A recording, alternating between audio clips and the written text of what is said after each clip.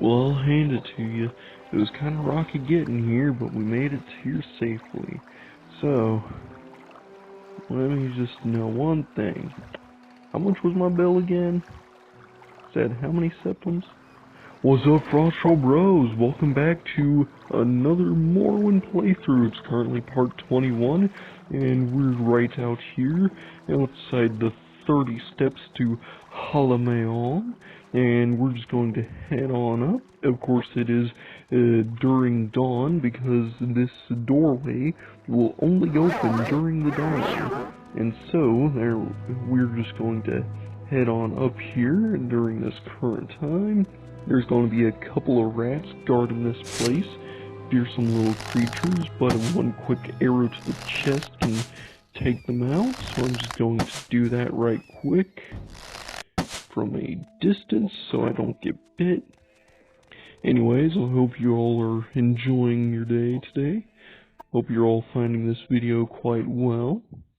I'm going to basically show you all real quick how this door works. So if it were actually, if it's anywhere that's not dawn or dusk, anytime that's not dawn or dusk, the door will actually close, and you have to wait until dawn or dusk, which I think is a unique little feature. It's something that only occurs with, anything that has to do with Azura. There's a bunch of shrines in here, too. Whole lot of areas you can grab buffs from if you so choose. And of course there's a few merchants in here and stuff. So yeah, this place is actually pretty nice if you want to collect a few resources or whatever. But the reason why we're here is actually due to the last video. We broke Milo out of jail in the last episode, and we're just going to have a word with her. She's of course talking about Master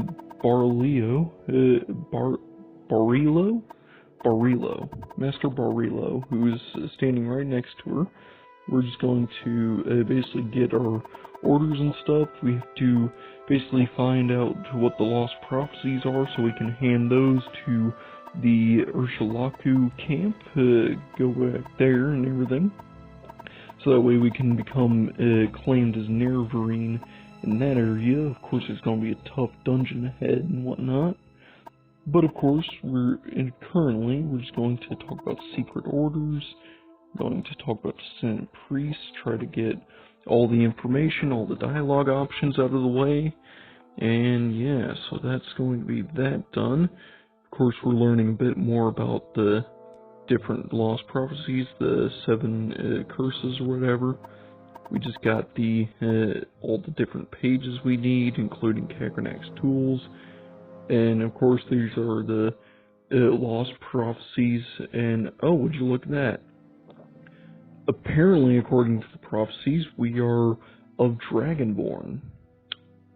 I did not know that was a thing. I've read this countless times, and I've glossed over the whole Dragonborn aspects like so many times.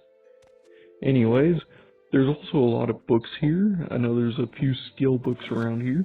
You just have to look for them. But, yeah. So, we're going to have to basically go over to the Ursulaku camp. But right quick, we're just going to do a few more things here in Halameon, including looking at these books. There's a whole lot of different books here you can read. Books of Daedra, books of the Empire. There's even a Vivek Sermon book here for medium armor. And another one here for block, so that's good. Get those skills up. Those are definitely useful skills to have. Of course, those skill increases don't really matter. It would have been more useful if it was light armor or something. But of course, there's also gold here, and being a sneaky magician who isn't exactly the good guy, I'm going to make sure that I equip my sneaking pants and my sneaking shirt real quick from Kaya's Cascades. Gotta make sure I do the dance until I get into my sneaking position. I gotta make sure I double tap B. Oh, there we go. Then I can grab that 100 gold. Check this chest, not really much in there. Anyways, looks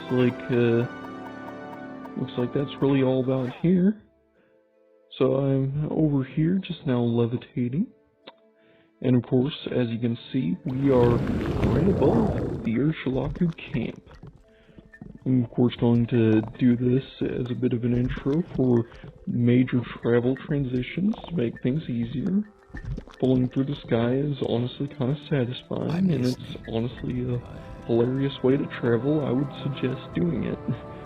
Just getting yourself a one mana cost levitation spell that lets you float for like 11 seconds or so. Anyways, we're going to give the lost prophecies to the old wise woman here. There's going to be a lot of dialogue. I'm going to give y'all plenty of chances to pause at any moment. And of course, we're just going to have to do all the dialogue, essentially the summary of everything you're seeing. Basically, we have more quests we have to do. We have to complete the third trial, which means we need to bear the moon and star. And of course, we're going to have to learn where the Cavern of the Incarnate is, which is of course going to take a little bit, because in order to actually access the Cavern of the Incarnate, we actually have to do a couple of quests in order to basically learn our first hint. And there's a whole quest where you have to run around all 4 of the camps to basically learn all the hints, but of course I never do that. I've always looked up where the Cavern of the Incarnate is once you actually learn that you have to go there. So yeah, I may just do that and skip ahead whenever I actually get to that quest, but in the meantime I have to basically go on the first major investigation point. So yeah, we're just talking about all of our stuff, and we're going to basically have to go to Solmatul now in order to actually grab ourselves the next bit of information. But first, we have to actually let her recollect all of these lost prophecies, because I just realized that what I was going through wasn't even the lost prophecies. So here's what I was talking about. So I'm going to do my judgment, and as you can see, we're basically the Nerevarine, but not really. We still have to do some stuff. Of course, I cured my corpus, so that completes the second trial, and we have to do the third trial now. So yeah, she just said right there, go to Solmatul, Guardian of our cults. Huh. Or cult. You know, there's a few things about this game that I question sometimes when it comes to some of these factions, but you know, that's whatever. Anyways, yeah, there's a legend shrine of Mitsura called the Cavern of the Incarnate. There it is right there. Of course, she's not allowed to tell me about it, so I can't really ask her, because the wise woman cannot tell you where the Cavern of the Incarnate is, but the frickin' Ashkins can give you hints on where it may be. And yeah, in order to get this hint, we're actually going to have to go to this Ashcan right here and talk to him about the third trial. So we're just going to access this dialogue now. He's of course going to talk about how we have to go on the path of the Nerevarine, we have to become a warrior, and in order to do that, we're going to have to prove ourselves by going to Kagaroon, and we're going to have to collect 3 things essentially. We're going to have to get corpus sweepings, we're going to have to get a house day off cup, and we're going to have to get ourselves a legendary shield known as the Shield of Shadows, I think. So yeah, that's definitely going to take up a full video, but I'll at least show y'all a glimpse of what it's like there. Of course, we're just going to have to complete dialogue. Y'all can read any of this. And just remember to pause if you want to read any of this. Anyways, now that we got basically all this boring stuff out of the way, time to get on to the more interesting stuff, onto Kagaroon. Alright, so we're now falling our way down, and woohoo, 3 feet off the ground. That's a new record. Anyways, we're just going to levitate all the way up here to this area, because of course there's a dreamer there. There's a few dreamers in the area. I'm going to have to clear the location, so I'm just going to sit on some points and basically be immune to all attacks while I shoot my bow and arrow. This is of course the biggest strength when it comes to marksman. As you can see, I need corpus sweepings, the Stegoth cup, and of course the great artifact. These guys don't have corpus sweepings, so I'm going to have to kill a corpus creature. There is of course another dreamer nearby that I'm going to have to kill. So I'm actually going to look around real quick, try to find out where he is. And yeah, let's see here. Oh, there's a rat. Okay, and of course there's that ordinator right there. I can actually loot that ordinator corpse, and you'll actually get essentially a full ordinator set, which is some of the best medium armor in the game. So that's there if you are a medium armor build. Just remember to not approach any ordinators while wearing the set, because they will immediately attack you. Well, they won't immediately attack you, but they'll attack you if you enter dialogue with them. Anyways, we're going to rest up, things are going to clear up, and I'm going to jump my way down here, but of course make sure I don't take any fall damage. I'm going to look at this corpse. I'm going to take this piece of clothing right here. Of course, it has a very interesting effect on it. Basically, it damages you, but it gives you a bunch of resistances and stuff. This dungeon actually has a lot of artifacts in it, and of course, I'll try to show as many as I can. The artifacts usually come with some debuffs, some advantages, but mostly you can just sell all of them and actually make your own artifacts by just sell scumming, essentially. That's a strategy I may show in a later video for making constant effect artifacts. But right now, in the meantime, we're going to have to take a glimpse into this dungeon, see what we have lying ahead. We should be around about the right level. So I see ourselves in Ash School. This is probably a Dagoth Bellis or whoever.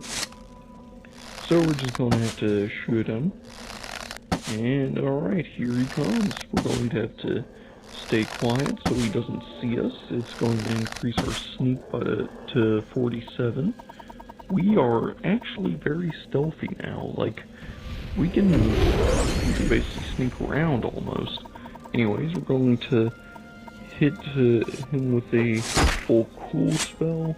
We're going to have to pull out our Act of Judgment, try to weaken him. We all know the deal. Of course, this guy is a pretty tough beast. He's going to smack us up a few times, and he's going to actually deal some damage, kind of like Dagoth Gars.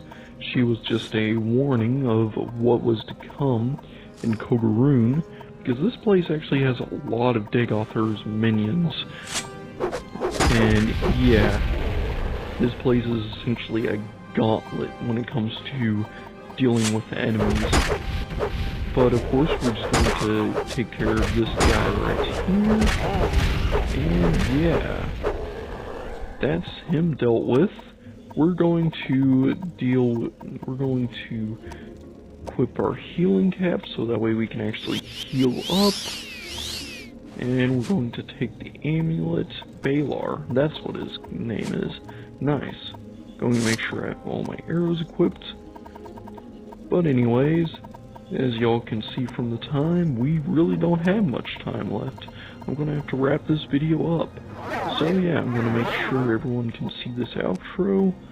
And I'm going to plop another save down so that way things are nice and fresh. And anyways, that was Frog Troll Brew. Catch you all in the next one. Later.